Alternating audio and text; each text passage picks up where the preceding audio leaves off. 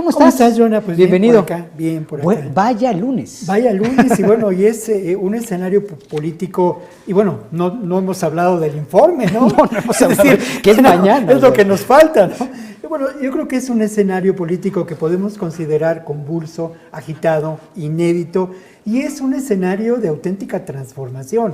Estas cosas ocurrían antes y no nos enterábamos, ¿no? Estos manejos. Hay dos elementos que llaman mi atención en este momento, ¿no? Y que tú los has mencionado muy bien. Por cierto, qué bien llevada esta crónica de lo que está pasando en la Cámara de Diputados. Jonah, mis felicitaciones, de verdad, ¿eh? Como colega periodista, qué bien llevado, qué inteligente la manera en que lo resolviste periodísticamente. Pero bueno, después de dicho esto, creo que esto nos deja ver cómo lamentablemente las cosas no terminan por cambiar. Cuando renace y cuando está surgiendo un futuro distinto, pues bueno, hay siempre, y siempre ocurre, elementos de un pasado que nos atan a otra realidad. Esto no es nuevo y esto hay que reconocerlo. El gran reto es cómo desmontar estas realidades. Y si me permite solamente, pues porque finalmente esa es mi labor acá. Bueno, ¿por qué es tan importante esta pugna por la presidencia de la Cámara de Diputados? Pues sin duda, porque tiene que ver con el procedimiento de la Cámara, con cómo se entreteje no solamente los acuerdos políticos por las votaciones, sino hasta la administración de la propia Cámara. Es Exacto. un espacio de enorme importancia política.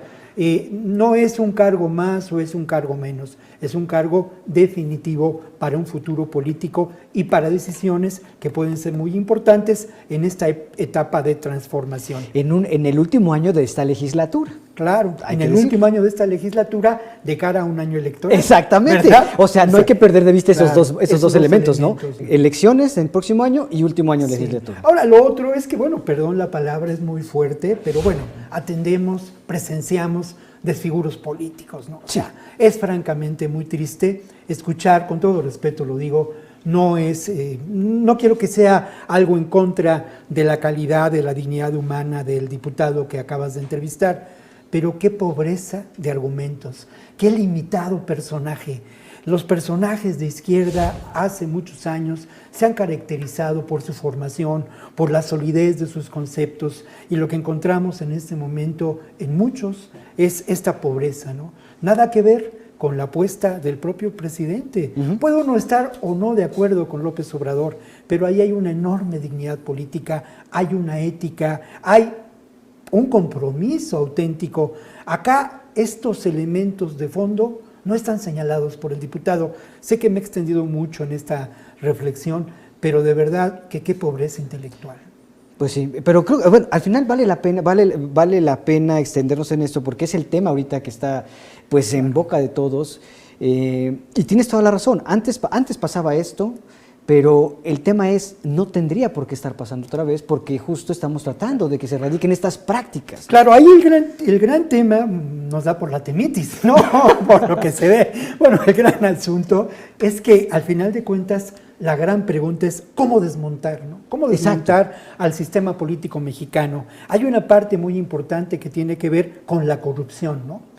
Hay otra parte muy importante que tiene que ver con estos lamentables arreglos políticos que tienen que ver sin duda con la corrupción, pero no puedes aliarte a personajes como Héctor Serrano.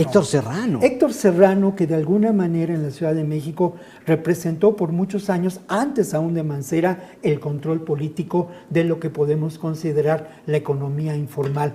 Representó el control político con ello de todo lo que pueden considerarse tianguis, peceros, todo este espacio, ¿no?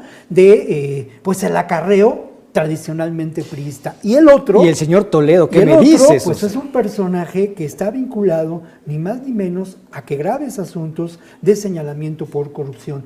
Los dos son diputados realmente porque se buscó otorgarles el fuero político. Claro. Esa es la razón. Y lo otro es que, bueno, es también no tener ninguna mira política, y cuando hablo de la pobreza intelectual, lo digo con toda la certeza del mundo de que incluso estos personajes son enemigos políticos señalados de Claudia Sheinbaum. Exactamente. Que es uno de los personajes centrales de la Cuarta Transformación y son también enemigos precisamente de este proceso de Cuarta Transformación. Es lamentable porque ellos mismos han declarado, y deja las declaraciones, esas van y vienen, han actuado políticamente en contra de una auténtica transformación de nuestro país, Jonah. Exactamente, pues así está en este momento, lunes 31 de agosto, previo a un día al otrora Día del Presidente. Te acordarás tú que pues los primeros de septiembre, yo me acuerdo que ni siquiera clases había.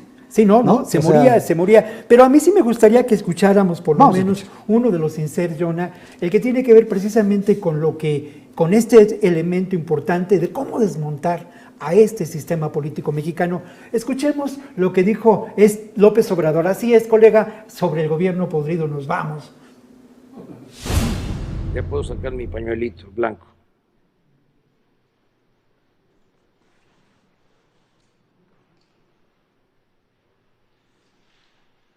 Pero no terminamos de limpiar. Estamos limpiando de arriba para abajo.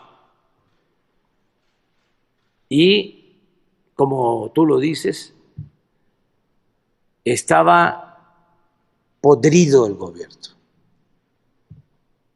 En todo había corrupción.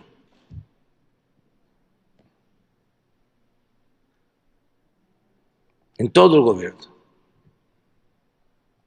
en los contratos de obras, en las compras, en los sobreprecios, en los lujos, en todo.